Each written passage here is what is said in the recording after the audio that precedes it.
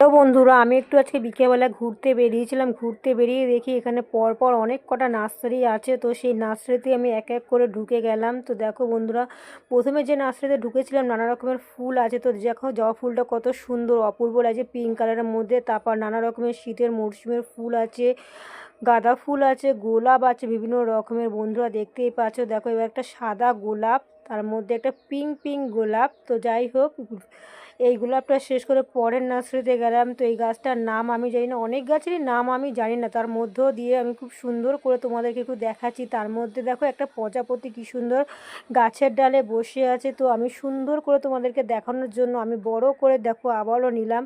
কত সুন্দর অপূর্ব লাগছে সবুজ পাতার উপরে কালো সাদা ছিট দিয়ে। এই জেট প্ল্যান্টটা আমি কিনতে গেছিলাম, কিন্তু দামটা বেশি বলে আমি জেট প্ল্যান্টটা কিনতে পারলাম না। যাই হোক বন্ধুরা, জেট প্ল্যানের উপকারিতা তোমরা জানলে অবশ্যই আমাকে কমেন্টে করো। আর